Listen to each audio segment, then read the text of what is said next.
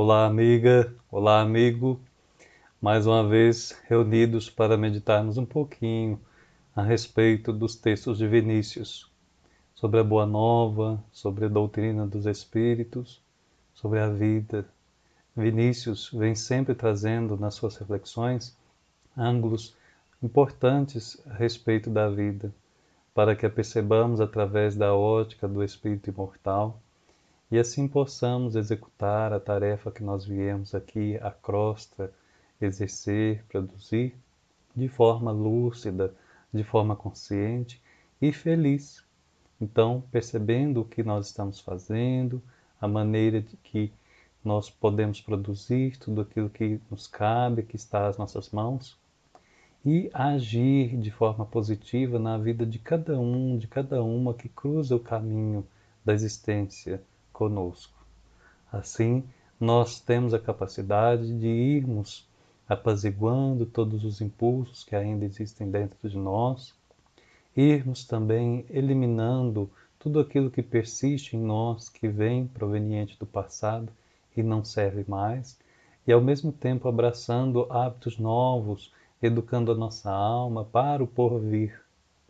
Um porvir que nos promete felicidade, que nos lembra toda a possibilidade de perfeição, de depuração, que ao longo das encarnações vamos conquistando, vamos conseguindo. E é na esteira da vida que Vinícius vai apresentar para nós agora este capítulo, denominado Ressurreição. Vinícius trabalha conosco a respeito de morte, a respeito de vida, mas o que fica muito explícito como ideia central das suas análises é mesmo a imortalidade da alma. É a sobrevivência além do corpo físico. É a apresentação e a comprovação, desde as palavras de Jesus e antes mesmo até, de que algo continua existindo para além do corpo orgânico. E, naturalmente, nós que temos aí buscado mergulhar nas letras espíritas, já temos percebido que isso é mais do que comprovado. Repetidamente é provável, é provado de que de fato é assim que as coisas se dão. E não só pelo fato do espírito continuar sobrevivendo além do corpo físico, como também a necessidade que ele tem, especialmente nos momentos evolutivos em que nos encontramos, de novamente se ligar a um corpo de carne, aquilo que então nós denominaremos pluralidade das existências, ou então a reencarnação. Coisas que são bem trabalhados, temas que são bem analisados por Allan Kardec e os benfeitores da humanidade nos capítulos 4 e 5 da segunda parte do Livro dos Espíritos, ali quando então serão trabalhados os assuntos com base no livro 2, que é do mundo espírita ou mundo espiritual. Mas precisamos sempre também recordar que os textos de Vinícius, como ele que é eminente educador que é, esses textos pedem para nós interdisciplinariedade. É algo que, de maneira talvez muito parca, nós temos vindo tentando fazer até aqui, ligando a outras fontes de literatura espírita confiáveis, tanto subsidiárias quanto especialmente básicas, e com as próprias conclusões, as deduções que nós tiramos a respeito das apresentações do benfeitor, reconhecendo então que o tema deve e merece ser amplificado, ampliado, para que então posto em prática com a maior consciência, com o melhor entendimento possível na nossa vida. O livro Em Torno do Mestre, tanto quanto os demais da Lavra de Vinícius, são muito claros e muito simples, ao ponto de ficarem muito perceptíveis de que são palavras para serem colocadas em prática.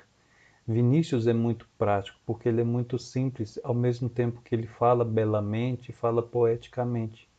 Ele traz um quê de sublime nas suas reflexões, pelas suas inspirações, pelo seu grau de evolução, e ao mesmo tempo nos oportuniza empregar aquela prática.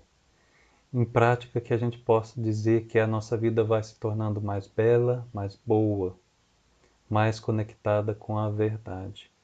E assim também a mesma coisa se dá neste capítulo, essa interdisciplinariedade que faz com que a gente veja esse assunto tanto da parte filosófica, quanto religiosa, quanto científica, e merece ser empregada em nossa existência a partir da conexão com o nosso Criador. Pois que se nós existimos depois do nosso corpo físico e já existíamos antes da atual encarnação, é somente por conta dele que quis assim.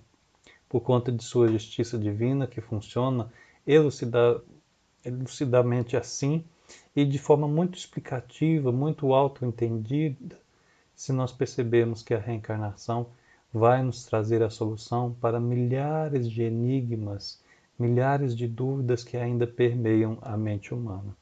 A vida além da vida, ou a vida após a morte do corpo físico, é talvez a maior questão, ou uma das maiores, desde que a civilização teve os seus primórdios nesta terra. E certamente deve ser uma dúvida que inquieta outras humanidades noutros planetas.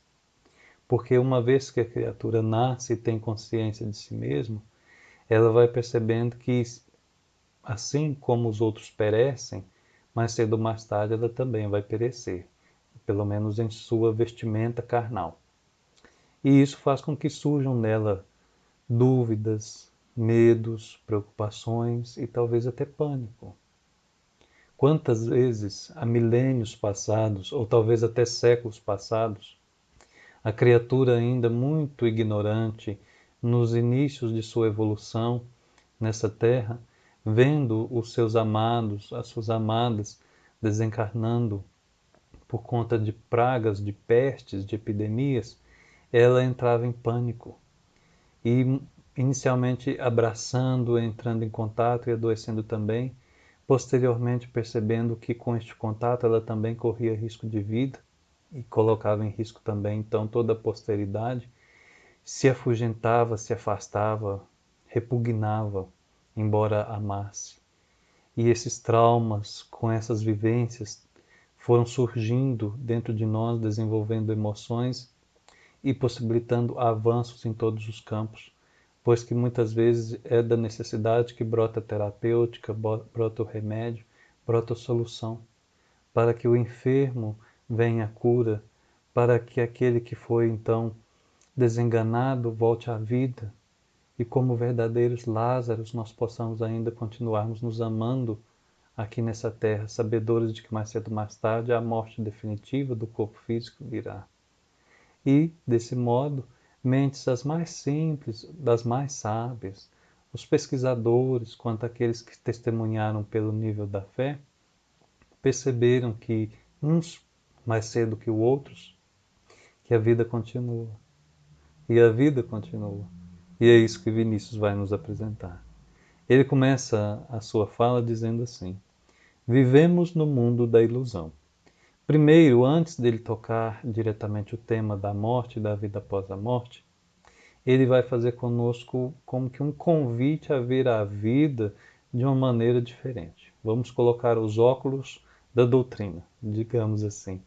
E com o óculos da doutrina, a gente percebe que o mundo, de fato, é uma ilusão.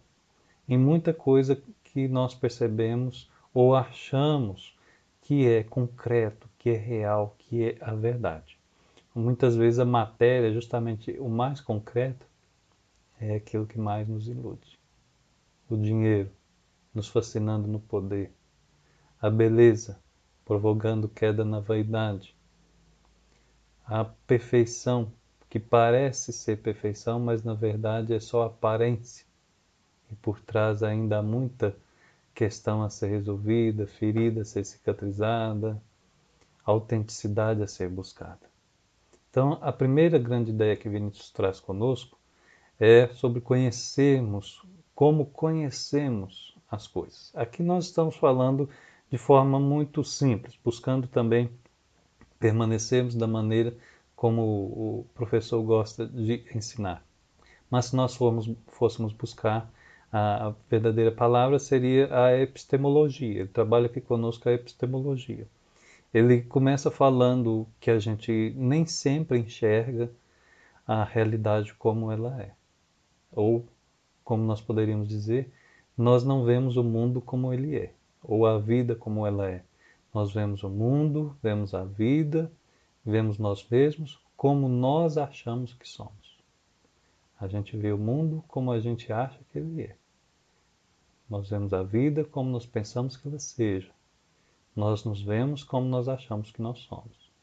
Então, é uma relativização, porque nós colocamos ali a nossa opinião a partir da maneira que o mundo possa ser, possa se apresentar para nós.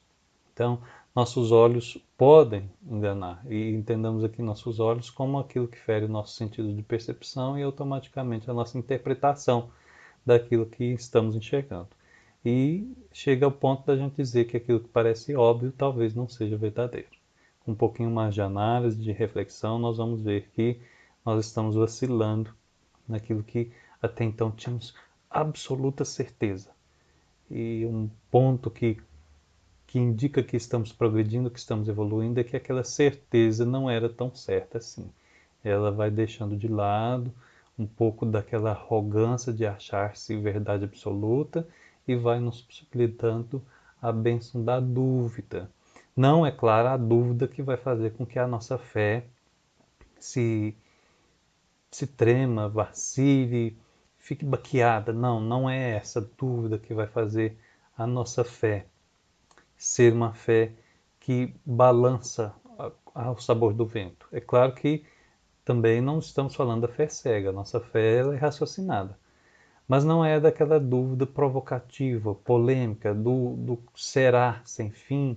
Será? Será assim? Será que não é? Mas sim da análise criteriosa, do bom senso, que faz com que a gente possa, então, abrir a mente para ver tudo de uma forma diferente. E isso não implica em pecado, não implica em blasfêmia em relação ao Criador. Se você foi criado entendendo que a vida após a morte se limita a céu e inferno, não é pecado você analisar, estudar e buscar entender se realmente é assim ou se não é assim. E se for, o que significa isso? Vá lá na obra O Céu e o Inferno, a Justiça Divina segundo o Espiritismo, estude a primeira parte a respeito da doutrina, beba nos exemplos da segunda parte e busque nas obras subsidiárias fidedignas, mas veja também que, para além do movimento espírita, nós temos inúmeros pesquisadores, especialmente nos últimos 100 anos, 200 anos, que fizeram análises criteriosas, imparciais, a respeito do que se sucede depois do fim desta chama no corpo físico. Desde um Ian Stevenson, que estudava os casos sugestivos de reencarnação, a um Ernest Bozzano, inesquecível com o seu A Crise da Morte, várias outras monografias que produziu, Gabriel Delane, que nós nunca poderíamos deixar de citar, mas outros que continuam hoje ainda pesquisando e publicando, como a gente vai ver daqui a pouco. E com essas reflexões, então, a respeito da ilusão da vida, é que Vinícius diz: a verdade não está naquilo que vemos, mas precisamente no que não vemos. Atrás do que cai sob o domínio de nossos olhos é que ela se oculta. Jogando com as faculdades do espírito e não com os sentidos, é que se surpreende a realidade das coisas. O que nos remete à seguinte questão: será que nós vemos a vida somente pelos sentidos? O sentir, o tatear, o ouvir, o ver, o cheirar, o paladar. Será que nós não estamos muito limitados? É uma reflexão que diariamente a gente tem que fazer, porque é justamente isso que nos remete, muitas vezes, ao materialismo. Então, o gozar a vida se restringe somente àquilo que me traz prazer. Ao contemplar as belezas do mundo, é claro, isso nos satisfaz a alma, a serena, nos reequilibra energeticamente. Mas eu também preciso me trabalhar para que nos panoramas difíceis, tristes, feios mesmo da existência, eu não venha vacilar, mas me mantenha em equilíbrio possível, porque é possível. Então, para além dos sentidos do ver, eu terei dentro de mim algo que será percebido, que será visualizado com o espírito. e não só com o canal sensitivo. A mesma coisa com os demais sentidos. Logo, Vinícius está correto ao dizer, jogando com as faculdades do espírito e não com os sentidos, é que se surpreende a realidade das coisas. Será que eu preciso tanto estar sempre naquilo que eu estou? Eu não teria talvez a conveniência, não seria melhor para mim, não seria mais útil se eu buscasse permear a minha vida de demais experiências que também me trouxessem conhecimento, evolução, entendimento, me preparasse para o amanhã? Ainda hoje há muita gente, diz Vinícius, que supõe a terra fixa, porque não a vê mover-se. Quantas vezes, por não vermos o início, o meio e o fim de determinadas coisas, pelo ponto que nós vemos muito ali, intervalo, muito parcial daquele processo, nós pensamos que já detemos o entendimento a respeito daquilo. Quanto ainda nós vamos nos considerar especialistas daquilo que nós estamos pegando só um pedacinho? O próprio mundo, por exemplo, a própria maneira como se dá a criação. Kardec, por exemplo, trabalha isso na obra O Céu e o Inferno, quando ele apresenta para nós a questão dos anjos. Porque ainda a nossa evolução, que teve um começo, mas não tem fim, doravante eternos, imortais, ao olharmos aqueles seres que, quando nós surgirmos, já eram perfeitos, nós pensamos que eles eram perfeitos desde sempre. Mas isso não é possível, nem mesmo para eles. Tudo tem um início, tudo tem um fim. O átomo se liga ao arcanjo, mas um dia ele foi átomo. Então, outros, diz Vinícius, aqui imaginam as cores como propriedade dos corpos, e se lhes dissermos que as cores não existem, são aparências ou impressões particulares produzidas na retina pela luz, segundo a sua natureza própria, ou segundo a maneira como é refletida pelos corpos. Duvidarão da nossa integridade mental. Há quem duvide de nós quando nós começamos a questionar a ilusão e por trás dessa ilusão, de fato, a realidade vai surgindo. São conhecidos, diz ele, os fenômenos denominados miragem, por exemplo, aquelas miragens do deserto, em que a pessoa ali fatigada, sedenta, olha ao longe e vê um lago, um oásis. Diz ele que se observam nos desertos arenosos da África, onde o viandante, por ilusão de ótica, vê nitidamente na atmosfera a imagem de objetos distantes e até mesmo cidades, oásis, lagos, etc. E assim somos enganados a cada instante pelos nossos sentidos, a propósito daquilo que nos afeta como expressão da realidade, e não passa de ficções. E muita coisa na vida, especialmente quando estamos inebriados com a matéria, com o concreto, com o palpável, funciona realmente como uma miragem. Porque a miragem, pelo que a gente nota, à medida que a pessoa vai chegando perto, aquilo se desfaz. Vai se desfazendo, vai se apagando e se mostrando realmente que não existia ali, não era o que se pensava, a realidade é outra, o panorama é diferente. Conosco a mesma coisa. Quando nós vamos nos aproximando, entendamos aqui, vamos nos aprofundando, saindo da maneira rasa de perceber tudo, dessa forma superficial que a humanidade adotou ultimamente, em que se generaliza o conhecimento, sabe-se de tudo, mas se sabe muito pouco, mas a gente começa a empregar foco e aprofunda então na realidade daquilo, na sua natureza, no seu destino, na sua origem. Então percebemos que é diferente. Percebemos, por exemplo, que por mais que a ciência pregue que não existe um espírito, a ciência tradicional, convencional, acadêmica, que já vem com conclusões feitas de que cessada a atividade orgânica, cessada então a vida, vamos percebendo que a consciência persiste, que ela continua existindo. E isso por si só é uma revolução, porque significa que as pessoas que nós amamos e já partiram novamente para casa, estão lá em algum local. E se nós vamos partir também, elas estão nos aguardando. Então, mais cedo ou mais tarde, haverá um reencontro. Isso é lindo, é muito importante, é belo, é uma guinada na vida. Mas quando percebemos que para além desse reencontro existem também as possibilidades de voltar ao palco da Terra, dessa ou de outros planetas, a perfeição da obra divina vai se apresentando de maneira categórica. Incrível. Então, aqui para nós complementarmos, como a gente faz sempre com alguns links mentais, destacamos, a respeito ainda da ilusão que nós apresentamos a respeito das coisas, uma parte pequena da obra Impermanência e Imortalidade, do professor Pastorino, agora já ele desencarnado, escrevendo pelas mãos de Divaldo Pereira Franco, quando no capítulo Inconsciência de Si Mesmo, ele diz assim, que é falta de um hábito. E hábito, como nós já temos visto na fala de Vinícius, ao longo do estudo do livro, aquisição é adquirido a partir da educação, dessa autoeducação, da educação do espírito.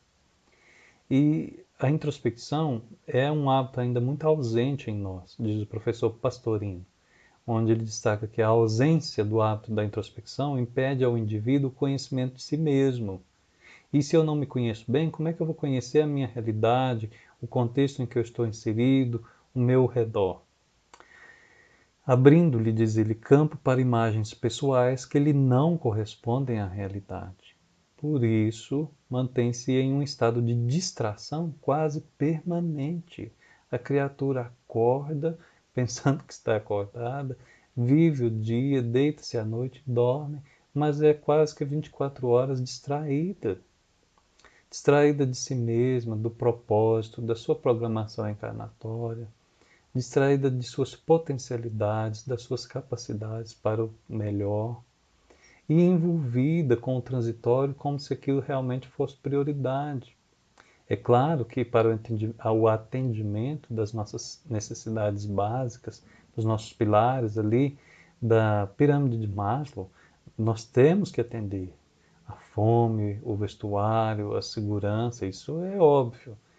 Mas para além daquilo, quanto tempo nós temos dedicado ao que o transitório não nos pede tanto quanto o eterno nos clama, nos exige, nos sugere. Então isso dificulta o entendimento, diz o professor Pastorino, dos objetivos existenciais e de como comportar-se da maneira mais segura para atingir as metas que parecem até então distantes e inalcançáveis. Transcorre-lhe a existência como se estivesse em um estado de sonho. Por isso que quando desencarna e acorda-se do lado de lá, o susto é muito grande, em que tudo se apresenta impreciso, ainda aqui na Terra, dúbio, especialmente no que diz respeito ao discernimento em torno da significação de si mesmo. Mas segue Vinícius, ainda desenvolvendo conosco as ideias. Dentre todas as ilusões que nos cercam, a maior e a das mais sérias consequências é a morte. Nada nos parece mais real e verdadeiro do que ela. É o epílogo fatal da vida, segundo o juízo geral. A própria ciência oficializada, longe de combater esse funesto erro, é a primeira a fortalecê-lo, apresentando pretensas documentações em seu abono. Não lhe aproveitam neste particular os exemplos do passado com respeito às muitas quimeras e fantasias sustentadas e difundidas como dogmas intangíveis pelo ensino escolástico da época. O dogma falha quando ele não é lógico. Então aqui, como fé raciocinada, nós sempre alimentaremos como chama viva dentro de nós a lógica. E a lógica é proveniente do pensar, do bem pensar. É preciso aprender a pensar, ter pensamento crítico, analisar, ter ali a racionalidade, utilizar-se abundantemente da razão, não da racionalização, mas da razão, do bom senso, para que a gente possa realmente andar com segurança os passos da vida. E, continua Vinícius, por ser assim, a morte, no sentido em que é considerada, vem gozando foros de realidade inconteste, de fato inconfundível e inexorável, não passando, no entanto, da maior de todas as ilusões de que a humanidade tem sido e continua sendo vítima. Então acaba que a gente vai se tornando, tanto individualmente quanto coletivamente, vítima da ilusão, porque monopolizados pelas mentes de demais que acabam empregando em nós ideias que de início parecem verdadeiras, ficando à mercê daquilo e não raciocinando, vamos, através dessa manipulação, sendo monopolizados. E com isso perdemos a oportunidade de questionar se realmente aquilo procede ou não.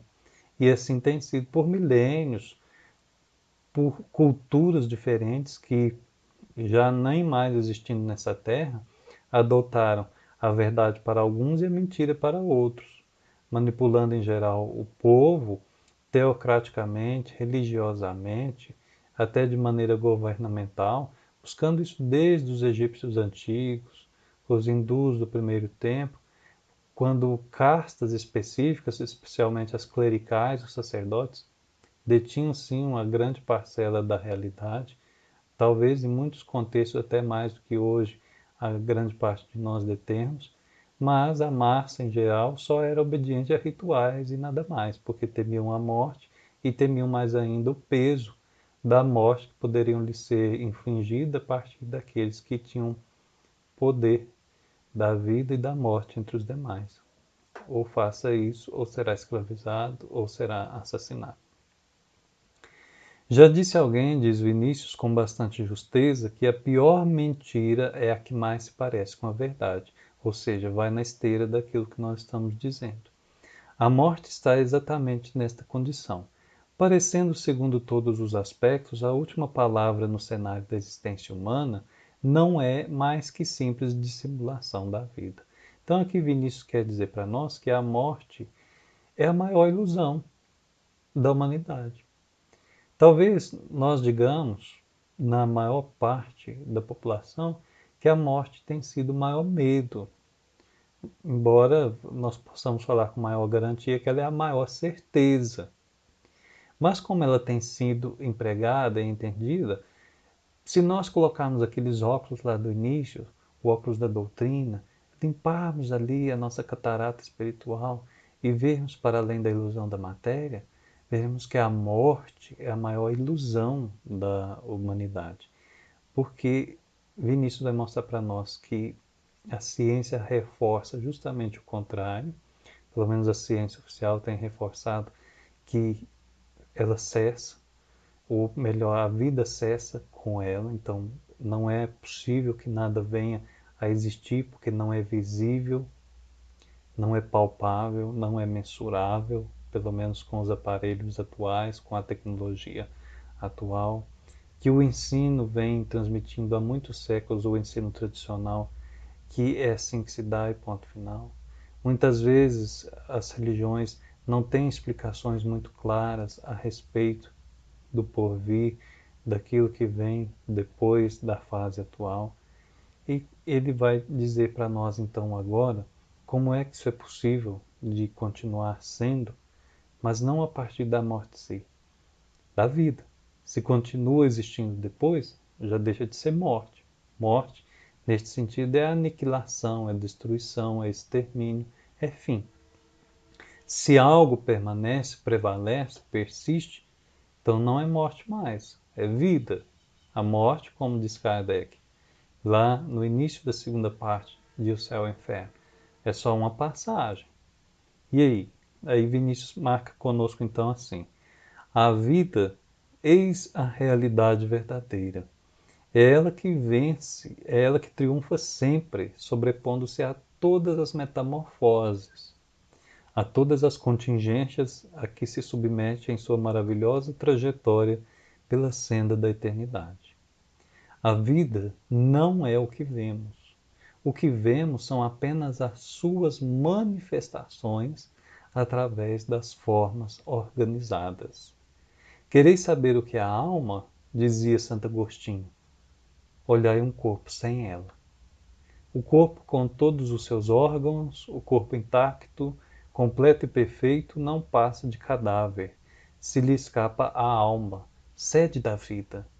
Sem que lhe falte coisa alguma do que se vê, falta-lhe tudo, porque lhe falta a vida que se não vê. A semente nos oferece outro exemplo edificante. Divida-se em algumas frações uma semente em ótimas condições germinativas. Imaginemos a semente ali repartida, dividida em si mesma. Reunindo cuidadosamente as partes, sem que das mesmas se perca a mais insignificante parcela, reconstitua-se a semente e lance-se à terra. Jamais germinará. Jamais. Por quê? Porque ao fragmentá-la, ao dividi-la, ao separá-la, ao reparti-la, evoluiu-se aquilo que os nossos olhos não veem, e que é tudo, a vida. A vida. Então, aqui nesta altura, talvez alguém que esteja conosco meditando, você, querida amiga, querido amigo, chegou à seguinte questão: ora, Vinícius, na verdade, está trabalhando conosco o princípio vital, que, uma vez extinguido, cessa a vida no corpo orgânico. Pensa aí bem, ele destaca para nós essa necessidade. É preciso existir algo além da matéria, algo que ligue a alma, o princípio inteligente à matéria. E no caso teremos, no caso da matéria, o princípio vital, que liga o princípio inteligente a ela, e no nosso caso, o perispírito, que ali vai fazendo essa trindade que nós somos: corpo físico, perispírito e espírito. Mas ele vai além. E Vinícius, na verdade, quer mostrar a condição desse espírito, que teve origem, a sua natureza e o seu destino.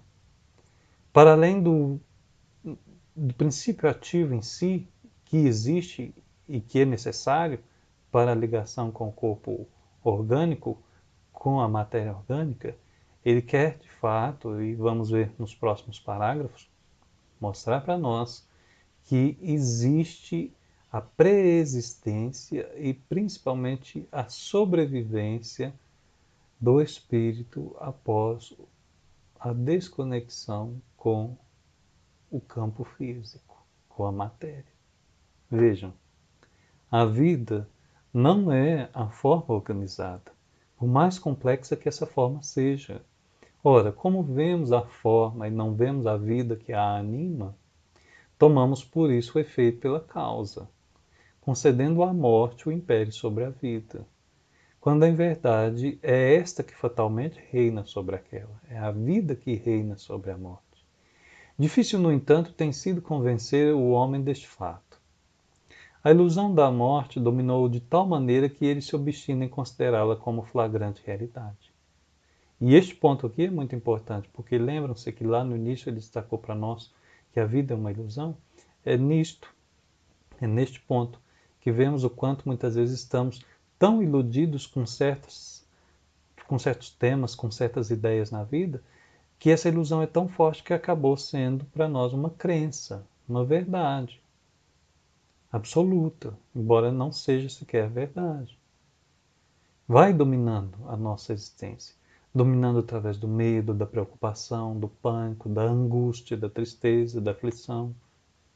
E diz ele, sendo a ressurreição, como é um fenômeno natural que a cada instante se opera no meio em que nos achamos, é ainda considerada como utopia pela ciência mundana e como milagre pela fé dogmática.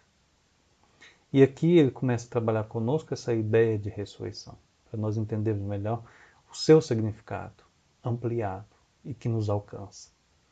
A passagem do homem-Deus, ou seja, Jesus, desse homem divino, este médium de Deus pela terra, assinalando o acontecimento mais extraordinário da história humana, teve por objeto, em síntese, revelar ao homem a imortalidade através de um testemunho positivo, palpável, categórico. Jesus veio a este mundo exemplificar o poder da vida sobre a morte. Morreu para que todos vissem como se morre. Ressuscitou para que todos vissem como se ressuscita. O epílogo de sua existência terrena não foi a agonia do Calvário, foi a ascensão de Betânia. Aqui é Vinícius relembrando os versículos 50 e 51 do capítulo 24 do Evangelho de Lucas, em que está escrito assim: E levou-os fora até Betânia, e levantando as suas mãos os abençoou. E aconteceu que, abençoando-os, ele se apartou deles e foi elevado ao céu. Mas como ali ele estava materializado, estava visível para todos, os demais entenderam ao longo da posteridade que ele subiu de corpo e alma aos céus. Não entendia que morre corpo material, ressurge corpo espiritual. Perispírito, espírito, segue-se. Como é que um corpo físico vai subir para o espaço, sendo que alto e baixo, entendidos na astronomia, por si só caem também como ilusão, já que nós não estamos assim fixos no plano universal? É preciso um pouquinho de ciência e assim nós vamos entendendo melhor o que significa cada palavra, se literalmente ou metaforicamente empregada. Da mesma sorte, o triunfo majestoso de seu ideal, diz Vinícius, não se verificou no patíbulo da cruz, mas sim nas suas aparições a Madalena, aos dois peregrinos de Emaús, que tarde o reconheceram, e finalmente aos apóstolos no cenáculo de Jerusalém, porque ele vem aparecer justamente onde ele findou com os discípulos antes de ser levado ao martírio. O cristianismo é, por excelência, a religião da vida, em oposição às religiões da morte. Deixai aos mortos o cuidado de enterrar seus mortos. Jesus foi muito claro. O cristianismo é a religião da vida. A educação é para a vida. A solução é a vida. Risquemos da nossa mente, especialmente do nosso coração, toda e qualquer ideia de que a morte é solução para qualquer coisa. Não. A solução é o trabalho, é o progresso, é a ação, é a modificação para melhor sempre, porque isso é sempre possível.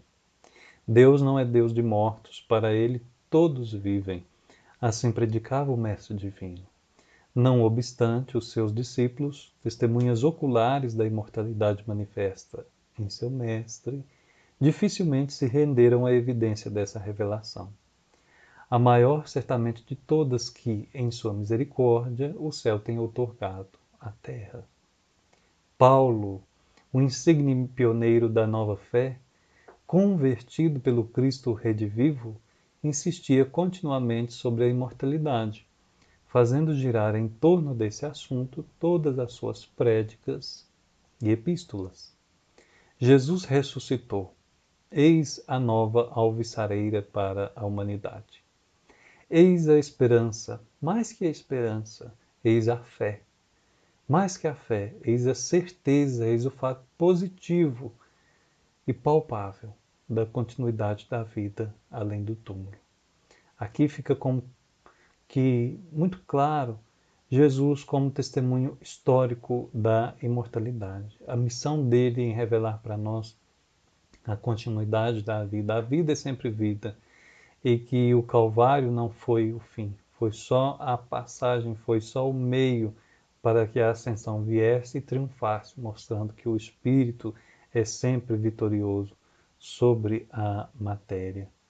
Temos então a possibilidade de ver em seguida Vinícius agora apresentar para nós várias palavras de Paulo de Tarso, comprovando que essa é a verdade. Vejamos, é necessário, acentuava o converso de Damasco, que este corpo corruptível se revista de incorruptibilidade, que esta forma mortal se revista de imortalidade. É ele, por exemplo, destacando o versículo 53 do capítulo 15 da primeira carta aos Coríntios. Semeia-se em vileza, ressuscita-se em glória. E aí nós temos os versículos 42 a 44 do capítulo 15, também da primeira carta aos Coríntios. O derradeiro inimigo a vencer, quem é? É a morte. E aí nós teremos o versículo 26 do capítulo 15, também da primeira carta aos Coríntios.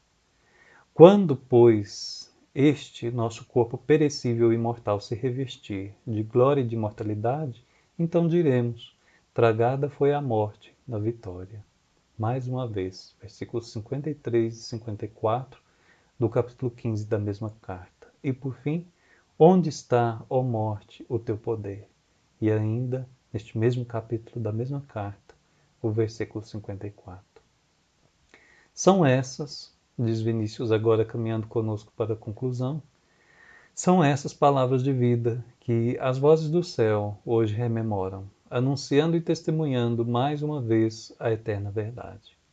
Nada morre, nada. Nada se extingue, nada se aniquila na natureza. É a vida e não a morte que domina a criação, entoando o cântico sublime da imortalidade. É o espírito que vence a morte, e não a morte que vence o espírito. A própria matéria não é destruída na mais pequenina parcela. Seu aniquilamento é aparente. Lembram-se de Lavoisier? Na natureza, nada se cria, nada se perde, tudo se transforma. Esse aniquilamento é aparente, é ilusório. As formas se desfazem para se organizarem em seguida sob aspectos novos e mais aperfeiçoados. A ressurreição é a aurora perenal que envolve o universo. É o sol da vida, sol sem ocaso, pairando majestoso no levante sempiterno. Como diz Emmanuel no prefácio do livro E a Vida Continua, quanto maior a cultura de um espírito encarnado, mais dolorosos se lhe mostrarão os resultados da perda de tempo. Quanto mais rebelde a criatura perante a verdade, mais aflitivas se lhe revelarão as consequências da própria teimosia.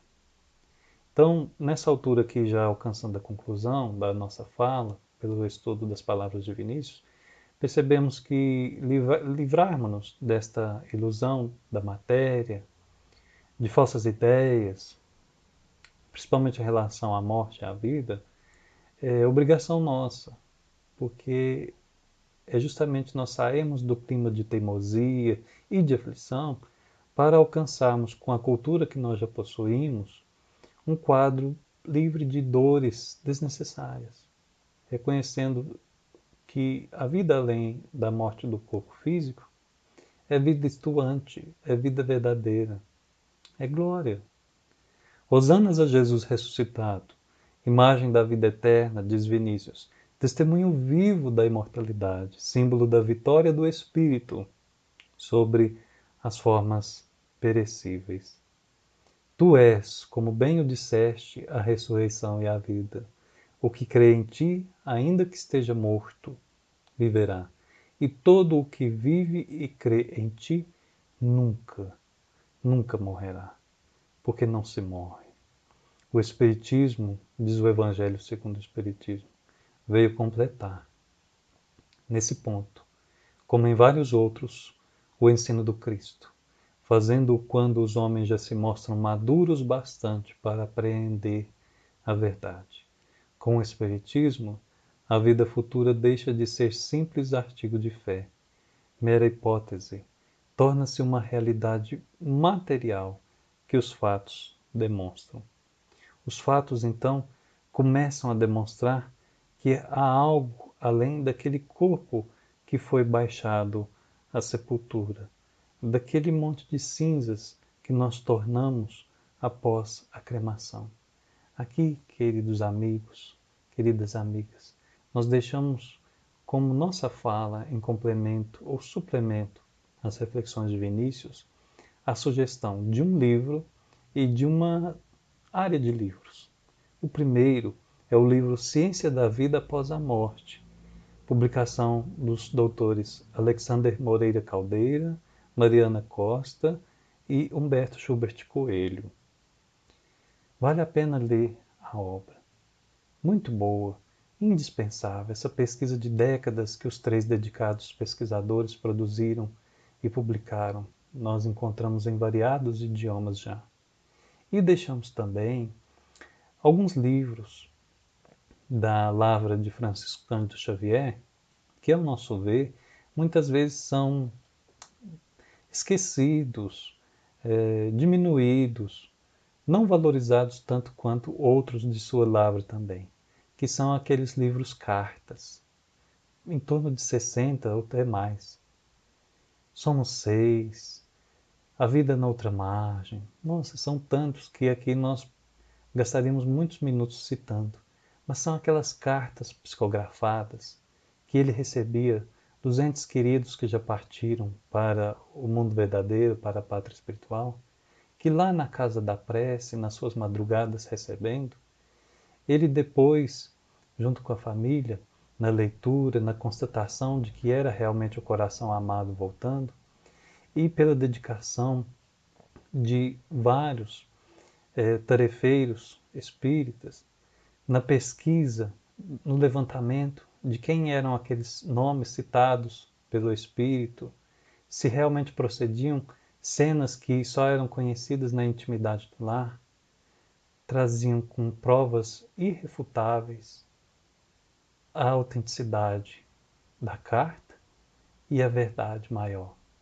A vida não cessa com a morte. A vida continua. Nada extermina a vida.